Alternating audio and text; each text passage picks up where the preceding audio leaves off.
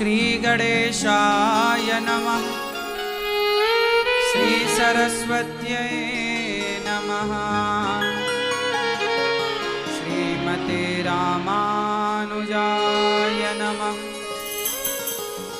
श्री राधा कृष्णाभ्यां नमः।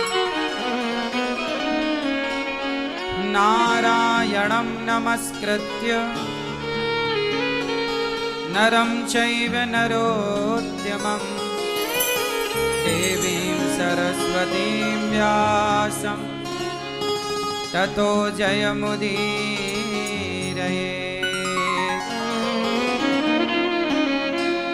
लक्ष्मीनाथ समारंभां नाथयामुनमध्यमाम् अस्मदाचार्यपर्यन्तां वन्दे गुरु परम्पराम्। जय जय श्री राधारमण, जय जय नवल किशोर, जय गोपी चित चोर प्रभु, जय जय माखन चोर। जय जय माखन चोर। राधा मेरी मात है, पिता मेरे घनश्याम, इन दोनों के चरणों में मेरा कोटि कोटि प्रणाम। मेरा कोटि कोटि प्रणाम।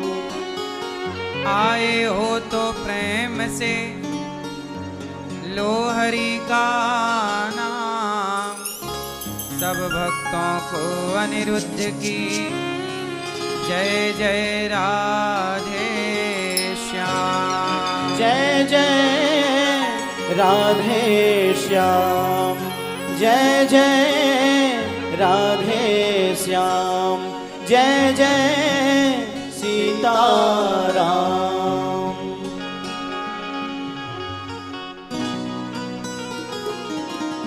चोरी चोरी माखन खाए गयो रे वो तो छोरो ग्वाल को।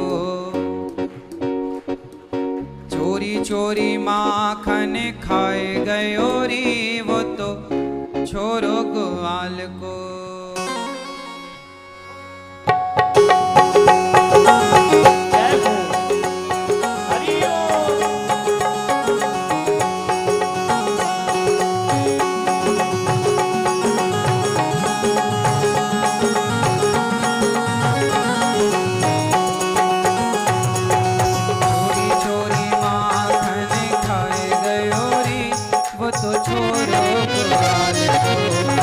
चोरी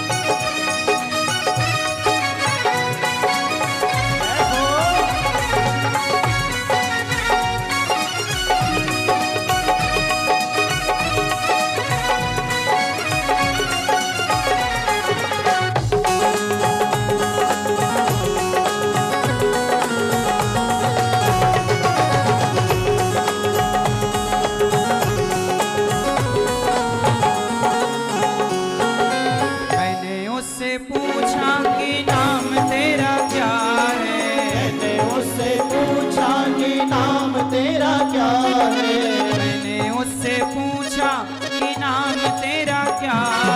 मैंने उससे पूछा कि नाम तेरा क्या है। कृष्ण कन्हैया बताए गयो रे वो तो छोरो को आए। कृष्ण कन्हैया बताए गयो रे वो तो छोरो गोवाल को। चोरी चोरी माखन खाए गयो रे वो तो छोरो गोवाल को। चोरी चोरी माखन खाए गयो रे वो तो छोरो गोवाल को। जय हो।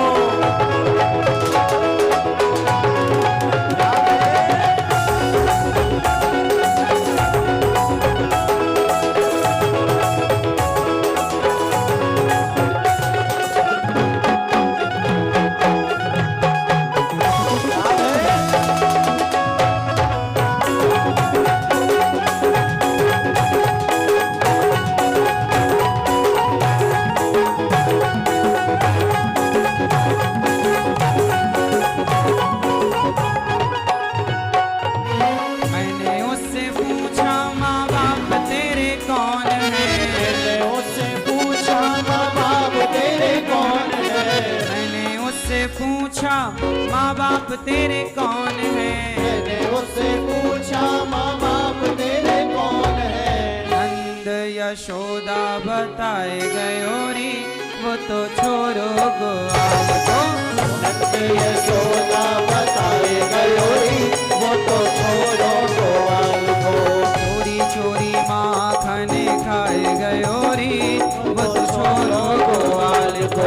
चोरी चोरी माखन खाए गयो रे वो तो छोरो गोवाल को।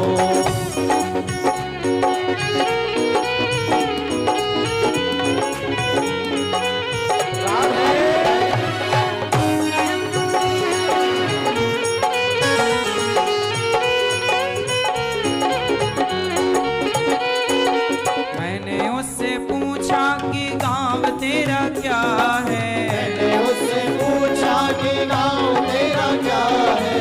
मैंने उससे पूछा कि गाँव तेरा क्या है। मैंने उससे पूछा कि गाँव तेरा क्या है। गोकुल मथुरा बताए गयो रे वो तो छोरो गोवाल को। गोकुल मथुरा बताए गयो रे वो तो छोरो गोवाल को। चोरी चोरी माखन खाए गयो रे वो तो छोरो गोवाल को। चोरी चोरी माखन खाए गयो रे वो तो छोरो गोवाल को। चोरी चोरी माखन खाए गयो रे वो तो छोरो गोवाल को। चोरी चोरी माखन खाए गयो रे वो तो छोरो गोवाल को। छोरो गोवाल को छोरो नंदलाल को। छोरो गोवाल को छोरो नंदलाल को। छोरो गोवाल को छोरो नंदलाल को। छोरो गोवाल को छोरो नंदलाल को। चोरी चोरी चोरी चोरी माखन खाए गयो रे वो तो छोरो गोवाल को। चोरी चोरी माखन खाए गयो रे वो तो छोरो गोवाल को। चोरी चोरी माखन खाए गयो रे वो तो छोरो गोवाल को। चोरी चोरी माखन खाए गयो रे वो तो छोरो गोवाल वो को। तो छोरो गोवाल को। छोरो गोवाल वो को। तो छोरो गोवाल को। वो तो छोरो गोवाल वो को। तो छोरो गोवाल वो को। तो छोरो गोवाल को। बोलिए भक्त वत्सल भगवान की जय कृष्ण कन्हैया लाल की जय जय जय श्री राम। जय जय श्री राधे।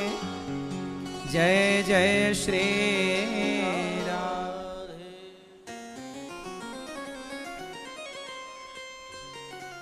परम मंगलमय परात्पर अखिलेश्वर अखिल ब्रह्मांड नायक परात्पर परब्रह्म भगवान श्री कृष्ण की वांगमय प्रतिमूर्ति श्रीमद् भागवत महापुराण दूर दूर से आई हमारी माताएं, बहनें, श्रोतागण, भक्तगण, साधना और श्रद्धा टीवी पर कथा का रसपान कर रहे सभी भक्तों को जय श्रीमन नारायण, जय श्री कृष्णा। सबको राधे राधे। सबको जय श्रीमन नारायण, जय श्री कृष्णा, जय गौरी गोपाल, राधे राधे। कैसे हैं आप लोग? भगवान आपको अच्छा रखें, सुखी रखें, स्वस्थ रखें। भगवान की कृपा आप पर सदा बनी रहे।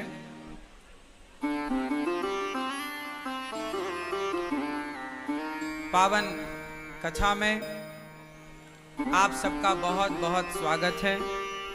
परीक्षित वन के बाल कृष्ण वर्मा जी, श्री राजकुमारी वर्मा जी, मणिकांत वर्मा जी, श्रीकांत वर्मा जी,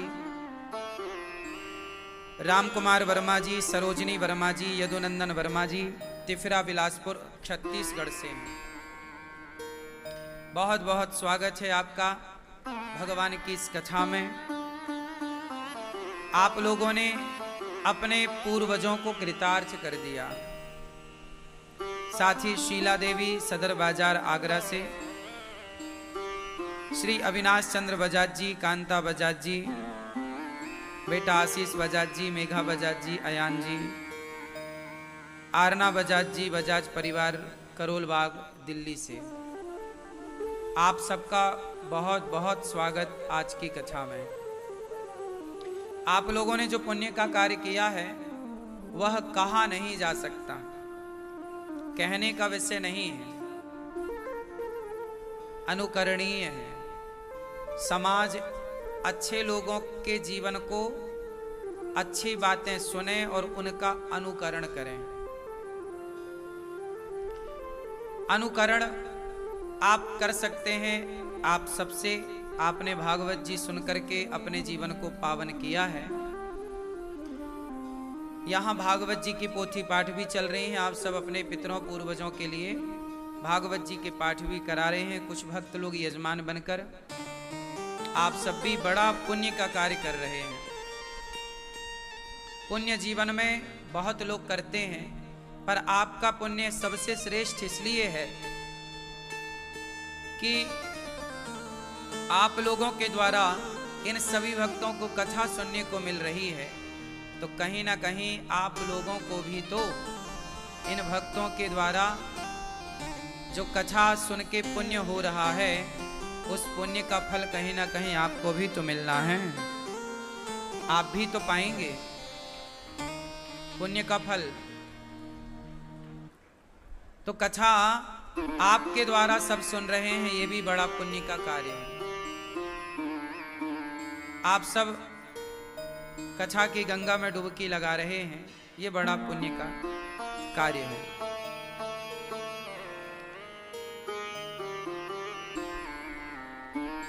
कल की कथा में हमने सुना कि भगवान का प्राकट्य हुआ। भय प्रगट कृपाला, भय प्रगट गोपाला, दीन दयाला, यशोमति के हितकारी,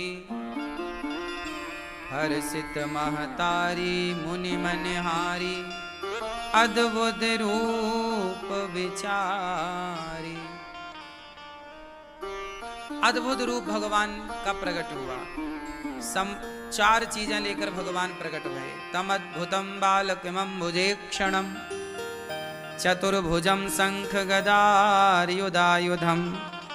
जब भगवान प्रकट हुए तो चार चीजें लेकर आए। शंख, चक्र, गदा, पद्म। पद्म मतलब कमल।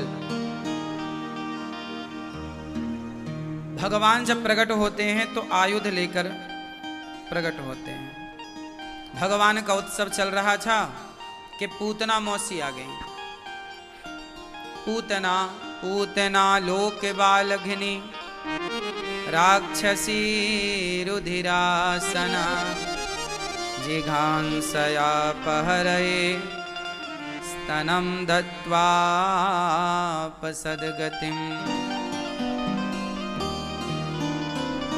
पूतना लोके बालघिनी।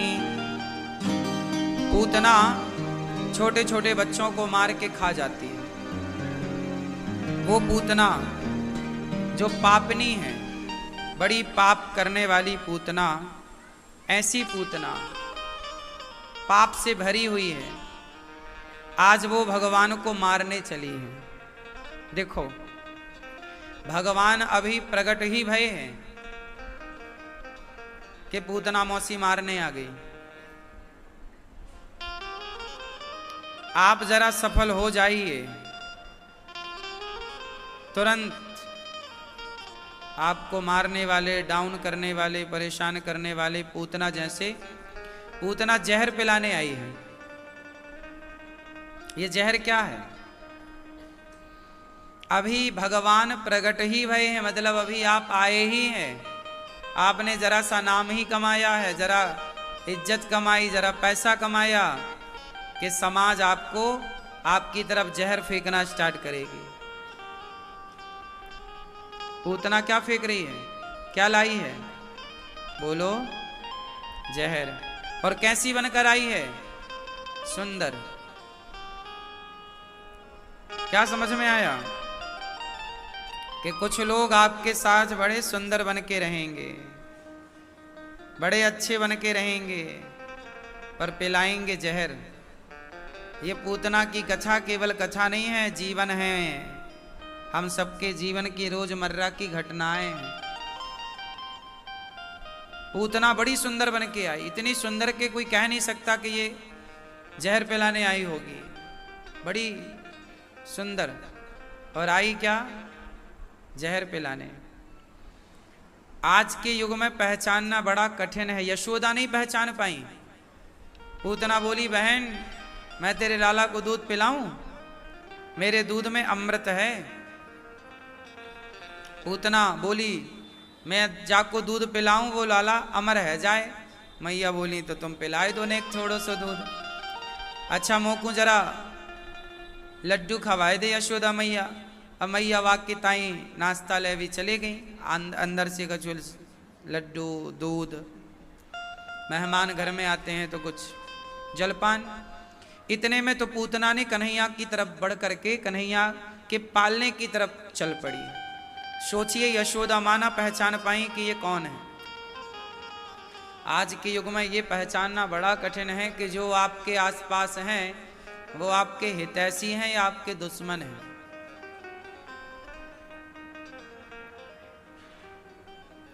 अच्छा, दुश्मन कोई बाहर वाला नहीं होता, आपके आसपास। पूतना मौसी श्याम सुंदर के पास पहुंची तो भगवान ने पूतना मौसी को देखकर आंखें बंद कर ली। पूतना की ओर देखा ही नहीं। क्यों नहीं देखा? क्यों नहीं देखा?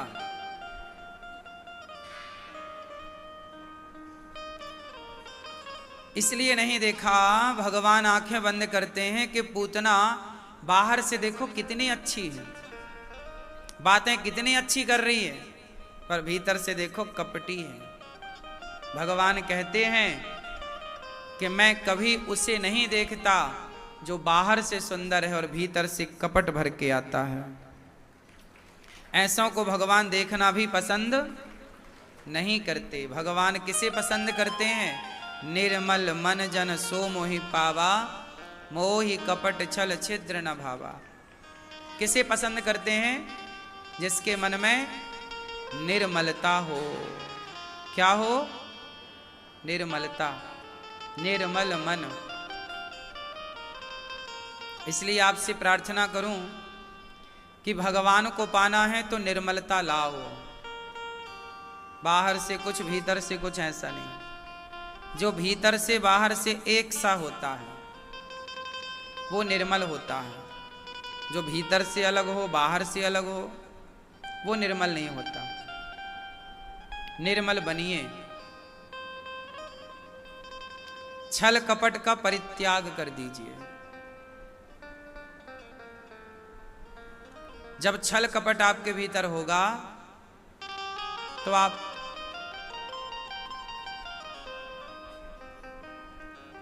परेशान हो जाएंगे स्वयं। निर्विकार बनिए, निष्काम बनिए। भगवान पूतना को पकड़ते हैं, पूतना ने थोड़ा दूध पिलाया, आंखें बंद तो थी ही भगवान की, दूध पीने लग गए।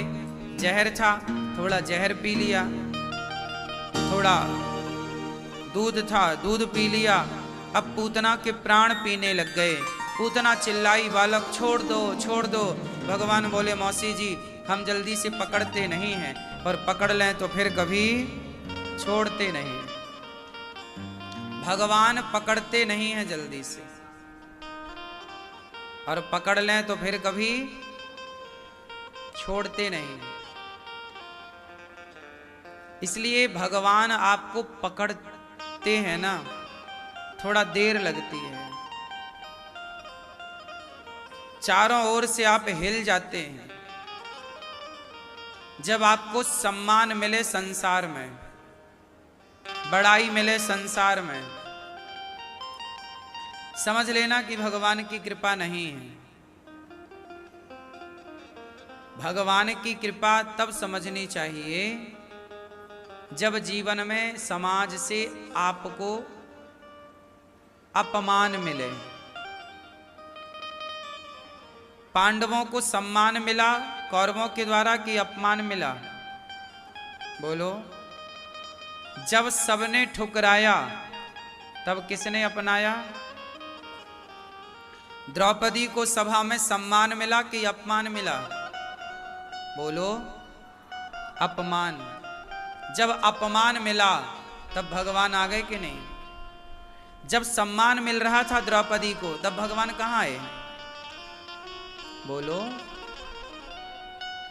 तो जब समाज में आपका सम्मान हो, समझ लो कि भगवान दूर बैठे हैं, और जब अपमान हो तो समझ लो भगवान बिल्कुल गोद में लिए हैं, आपको पास हैं, करीब हैं। अनुभव कर लो इस बात का। इसलिए द्रौपदी अपमानित हुई तो भगवान ने रक्षा। इसलिए तो कुंती बुआ ने मांगा, हमें सुख नहीं चाहिए, हे प्रभु हमें विपदा संतु नः सस्व तत्र तत्र जगत गुरु, हमें विपत्ति दो। क्यों चाहिए विपत्ति? कुंती बुआ ने तो जब से होश संभाला दुख ही दुख तो पाया। अब कुंती बुआ को डर लग रहा है कि मैं सुखी हो गई हूं, कहीं मैं भगवान को भूल ना जाऊं, कहीं सम्मान में ईश्वर को छोड़ ना दूं। सम्मान, पद, प्रतिष्ठा, पैसा, ये सारी चीजें ईश्वर से दूर करने वाली हैं। ये चीजें बुरी नहीं है, पैसा बुरा बिल्कुल नहीं है यदि पैसे का सदुपयोग है तो। सम्मान बिल्कुल बुरा नहीं है यदि आपको अभिमान ना आए तो। सम्मान आया तो अभिमान आता है, यदि सम्मान पाके अभिमान नहीं आया तब तो आपका सम्मान सही है, और सम्मान पाकर के आपको अभिमान आ गया तब फिर आप गलत। इसलिए सम्मान खूब हो आपका, पर अभिमान से बचिएगा। अपमान खूब हो आपका, पर क्रोध से बचिएगा। अपमान भी तब बुरा हो जाता है जब आप अपमान पाकर के क्रोधी हो जाते हैं, चिड़चिड़े हो जाते हैं। सम्मान और अपमान को एक तराजू में रख दीजिए, दोनों की इच्छाएं समाप्त कर दीजिए, तब आप अपने लक्ष्य को प्राप्त कर लेंगे। पूतना का भगवान ने उद्धार किया। पूतना भगवान को लेकर आकाश की ओर गई, प्राण पिए पूतना धड़ाम से गिर पड़ी। जंगल के कुछ वृक्ष टूट गए, लकड़ियां नंद बाबा कंस का कर चुका कर लौटे। लकड़ियों की चिता बनाई और पूतना के शरीर को काट काट कर, बड़ा शरीर था, रखा तो पूतना के शरीर से सुगंध निकल पड़ी। सुगंधी, क्यों इतनी सुगंधी निकली? ये तो राक्षसी थी, पूतना के शरीर से क्या निकलना चाहिए था? अच्छा बताओ। इसने काम जो किए हैं, इस काम से तो ऐसा लग रहा है कि दुर्गंध निकलनी चाहिए, पर क्या निकली? बोलो क्यों? क्योंकि पूतना भले जहर पिलाने गई, पर गई तो भगवान के पास ही ना। भगवान कहते हैं कि तुम किसी भी भाव से मेरे पास आओ, मैं तुम्हारा उद्धार कर दूंगा। बस मेरे पास आओ। सर्वधर्मान परित्यज्य मामेकं शरणं व्रज। आओ, सन्मुख होहि जीव मोहि जबहि, जन्म कोटि अघनासहि तबहि। पूतना भले जहर पिलाने गई, पर गई किसके पास? भगवान के पास। इसलिए शिशुपाल गालियां देता था 100 पर डे, नित्य, रोज। कितनी गालियां देता? 100 गालियां देता भगवान को, पर भगवान ने उसका क्या किया? बोलो बोलो। उसको भी सायुज्य मुक्ति दे दी, उसका भी उद्धार कर दिया। गाली देने वाले का उद्धार कर दिया भगवान ने, तो सोचो आरती उतारने वाले पर क्या कृपा करते होंगे भगवान। इसलिए भगवान परम दयालु हैं। भगवान जैसा दयालु कौन होगा? अच्छा ये बताओ, इस संसार में सबसे दयालु कौन है? उत्तर दो मैया, बोलो जोर से। लेकिन भगवान इतने दयालु हैं और समाज भगवान पर इतने आरोप लगाते हैं लोग, है ना। अभी 3-4 दिन पहले प्रश्नोत्तरी में एक बहन ने आरोप लगाया भगवान पर। आरोप क्या था? एक बहन मेरे से बोली, महाराज जी छोटी छोटी लड़कियों के साथ बलात्कार होता है। छोटी छोटी बच्चियां हैं, 4 साल की है, 2 साल की है, 5 साल की है, 8 साल की है, इन्हें तो कुछ पता ही नहीं है, और देखो इनके साथ बलात्कार हो जाता है। भगवान बचाते क्यों नहीं है? ये आरोप किस पे लग गया? बोलो। आप लोग भी ऐसा कहते होंगे कि भगवान तू कैसा है? ये 2-3 साल की लड़की बच्ची है, जरा सी, अभी पलटना भी ठीक से नहीं आया उसको, घुटनों के बल चलना भी नहीं आया उस बच्ची को, और उसके साथ भी इस संसार में बलात्कार हो जाता है, रेप हो जाता है। क्या कसूर था उसका? लोग क्या कहते हैं? भगवान तुम न्याय कहां कर रहे हो? तुम कैसे हो? ऐसा एक सवाल उस लड़की ने कहा किया। शायद ये सवाल आप में से बहुत लोगों के अंदर उत्पन्न होता हो। अच्छा बताओ, दोषी कौन है? भगवान दोषी है या नहीं? मैं आपसे पूछ रहा हूं नॉर्मली, अभी उत्तर दूंगा। छोटी छोटी बच्चियों का बलात्कार होता है, दोषी कौन है? भगवान दोषी है? बोलो। पर ये दुनिया दोषी भगवान को ही बनाती है। अब मैं बताता हूं दोषी कौन है। छोटी छोटी बच्चियों के साथ बलात्कार होता है, दोषी कौन है? सबसे पहला दोषी तो वो स्वयं है, बलात्कार करने वाला। दूसरा, उससे भी बड़ी दोषी उसकी माँ और उसका पिता है, जिसने क्या माता पिता की जिम्मेदारी नहीं थी? क्या आपकी जिम्मेदारी नहीं है कि आप अपने बच्चों को समझाएं कि बेटी नारी क्या होती है, स्त्री क्या होती है, नारी का सम्मान करना? क्या माँ बाप की जिम्मेदारी नहीं है बच्चों को समझाना? क्या नारी का सम्मान करना, क्या बच्चों को यह पाठ नहीं पढ़ाना चाहिए? क्या संस्कार माँ बाप को नहीं देना चाहिए? जब संस्कार देने का नंबर था तब तो तुम थे ही नहीं। तब तो तुमने अपने माँ बाप होने का कर्तव्य नहीं निभाया। क्यों नहीं दिया संस्कार? क्यों नहीं नारी का सम्मान करना सिखाया? क्या गलती माता पिता की नहीं है जो बच्चों को पैदा करके आवारा छोड़ दे रहे हैं, लड़के कुछ भी कर रहे हैं? क्या माँ बाप की जिम्मेदारी नहीं है कि वो अपने बेटे को चरित्रवान बनाए, चरित्र की शिक्षा दें? तीसरी गलती है राजा की।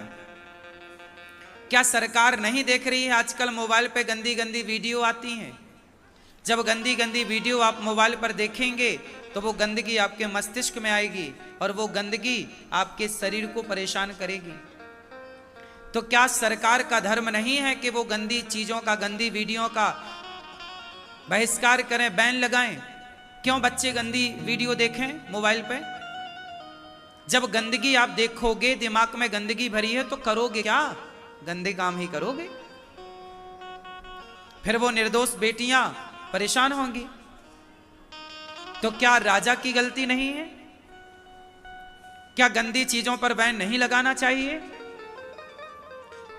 क्या बॉलीवुड के द्वारा गंदी पिक्चरें समाज में परोसी जा रही हैं, क्या उन पर बैन नहीं लगाना चाहिए? आप अपनी बेटी के साथ गंदी पिक्चर, आजकल बॉलीवुड ऐसी मूवियां बनाता है कि आप अपनी बेटी के साथ, बहन के साथ, मां के साथ पिक्चरें नहीं देख सकते। क्या ये गलत प्रभाव नहीं डालता इन बच्चों के मस्तिष्क में? तो क्या इन बॉलीवुड की मूवियों पर, बॉलीवुड पर बैन नहीं लगना चाहिए? क्या इन गंदी गंदी वीडियो पर बैन नहीं लगना चाहिए? क्या माँ बाप को अपने बच्चों को संस्कार नहीं देना चाहिए? सारा दोष उठा के आदमी भगवान पर डाल देता है। अरे भगवान की गलती है, भगवान ने ऐसा कराया। क्यों? आप अपनी जिम्मेदारी क्यों नहीं मानते? आपकी भी तो कुछ जिम्मेदारियां हैं। यदि बच्चे बिगड़ रहे हैं तो कौन जिम्मेदार है बताओ? बॉलीवुड जिम्मेदार है। दूसरा, वो गंदी गंदी वीडियो जिम्मेदार हैं जो आए दिन आपके मोबाइल पर रहती हैं। तीसरा, माता पिता जिम्मेदार हैं। चौथा, वो व्यक्ति स्वयं जिम्मेदार है जो अपने को कंट्रोल नहीं करता, अपने आप में संयम नहीं है उसका। क्यों नहीं है संयम? क्यों नहीं सत्संग करते? सत्संग करोगे तो संयमी बनोगे। संयम क्या है? ब्रेक। गाड़ी चलाते हो, देखते हो गड्ढा है, ब्रेक लगा देते हो ना, ऐसे अपने भीतर भी एक संयम का ब्रेक लगाना चाहिए कि हम कहाँ जाएं, कहाँ ना जाएं, क्या खाएं, क्या ना खाएं, क्या बोलें, क्या ना बोलें। अपने आप में भी एक ब्रेक लगाओ, अपने को भी ठीक करो। हर पूरा आरोप उठाए भगवान पर। अरे भगवान ने देखो ऐसा कर, क्या भगवान ने किया है ऐसा?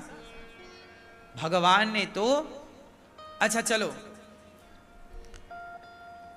भगवान, जब आप इतना आरोप लगाते हो ना, हे भगवान मेरे बेटा नहीं है, हे भगवान तुमने मेरा घर नहीं बनाया, हे भगवान हम गरीब हैं, हे भगवान हमें तुमने ये नहीं दिया। हर आरोप आदमी किस पे लगाता है? बोलो बोलो, भगवान पे। भगवान, एक दिन भगवान रो रहे थे। एक दिन क्या हुआ? भगवान रो रहे थे। भगवान को रोता हुआ देख बड़ी जोर जोर से भगवान रोए। तो भगवान को रोता हुआ देख करके नारद जी आए। नारायण, हे प्रभु क्या हुआ? आज पहली बार आपकी आंखों में मैंने आंसू देखे। किसके लिए रो रहे हैं प्रभु? आपको क्या तकलीफ है? आपको क्या कष्ट है? संसार का व्यक्ति रोए तो समझ में आता है, आप तो जगत के पालनहार भगवान हैं। हे विधाता, आप क्यों रो रहे हैं? तब नारद जी से रोते हुए भगवान बोले, नारद जी मुझे मेरे बनाए इंसानों से मिला दो एक बार। मैं अपने इंसानों से मिलना चाहता हूं। मैंने जिन इंसानों को बनाया था मैं उनसे मिलना चाहता हूं। नारद जी बोले, ये कौन सी बड़ी बात है, चलो मैं अभी आपको इंसानों से मिलाता हूं। आपने जो बनाए हैं ना वो मृत्यु लोक में रहते हैं, संसार में रहते हैं, चलो मैं आपको मिलाता हूं। भगवान बोले, मेरा हाथ पकड़ के ले चलो। भगवान लड़खड़ा रहे थे, विरह में थे, व्याकुल थे, रो रहे थे। नारद जी भगवान का हाथ पकड़ के संसार में आए, मृत्यु लोक में। यहाँ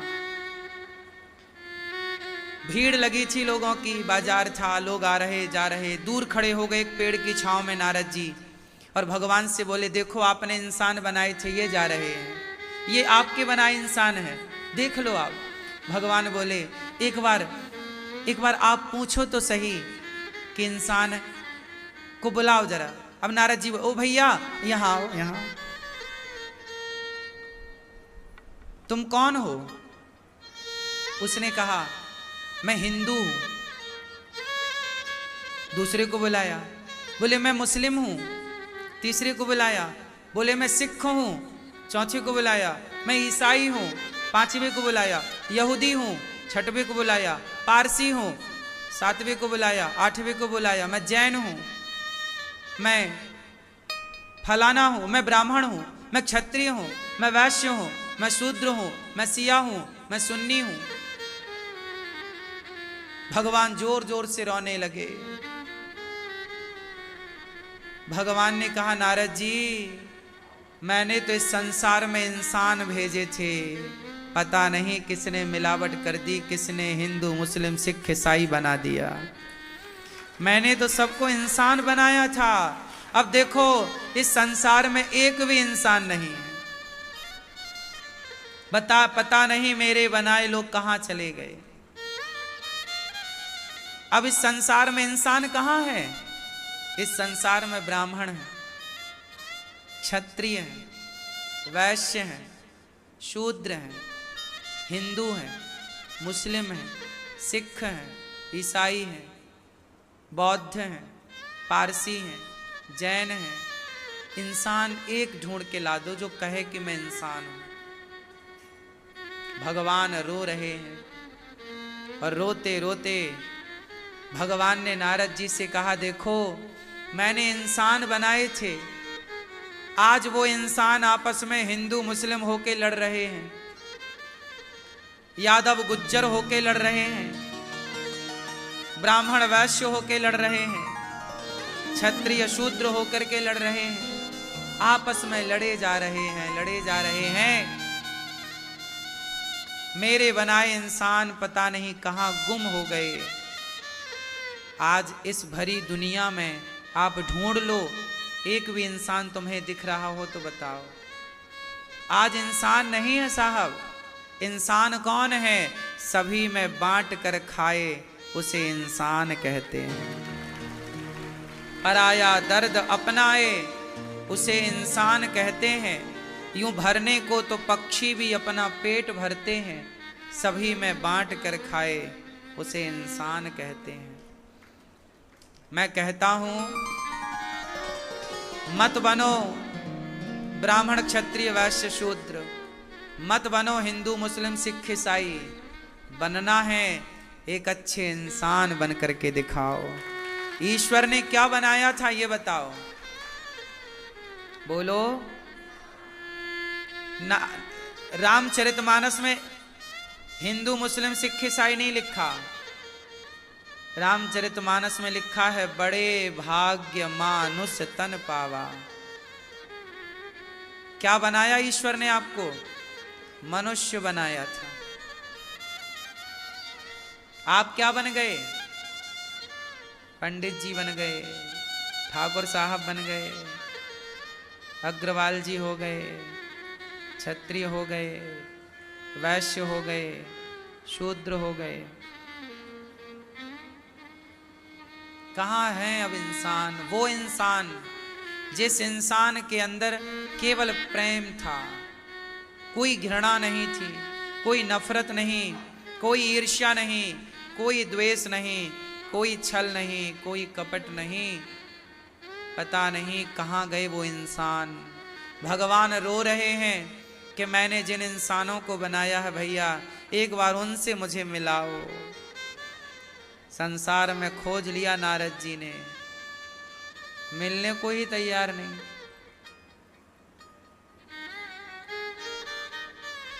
मिलने को तैयार नहीं। आज इंसान से नफरत कर रहा है कि नहीं? आज इंसान पत्थर से प्रेम कर रहा है। पत्थर पे माथा झुकाता है और इंसान इंसान से नफरत करता है। इंसान इंसान को समझने को तैयार नहीं है और पत्थर पर माथा झुकाने को तैयार है। भूखे को रोटी देने को तैयार नहीं है, परंतु वह 56 भोग लगाने को तैयार है।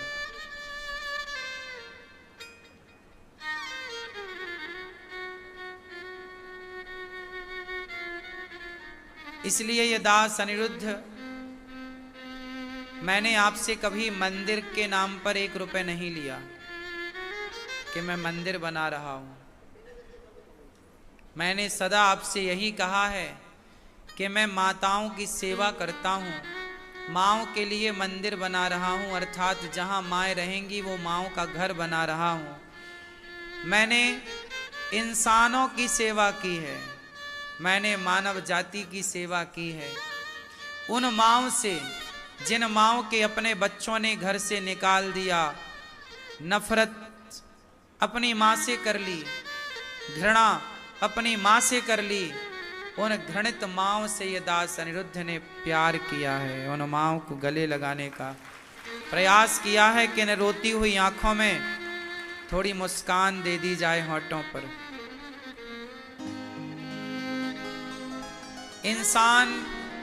इंसान बन न पाया, भगवान ढूंढता है।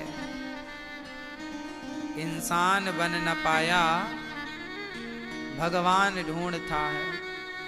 इंसान बन जाओ भैया, बस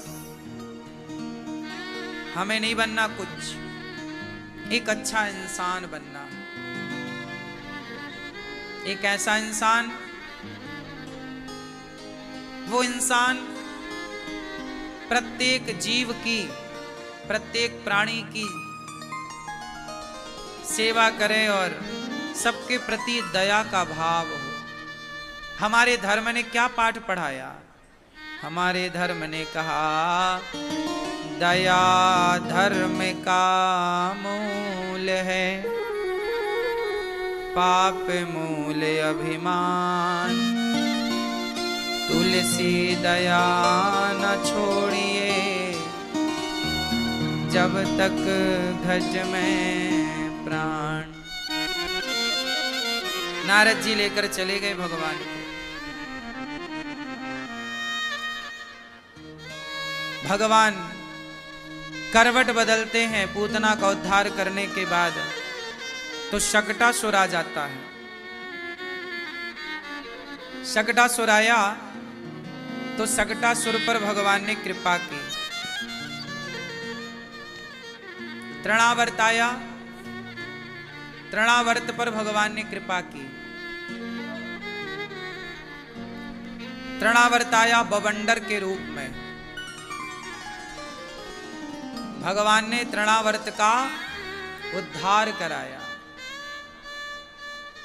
गर्गाचार्य जी आते हैं, भगवान का नामकरण संस्कार करते हैं। गर्गः पुरोहितो राजन, यदूनां सुमहातपा। ब्रजं जगाम नन्दस्य, वसुदेव प्रचोदितः।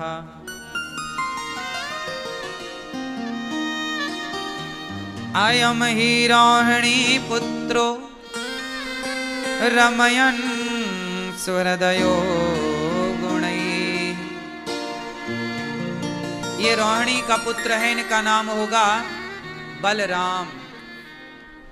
और ये यशोदा पुत्र है, इनका नाम होगा कृष्ण। क्या नाम होगा?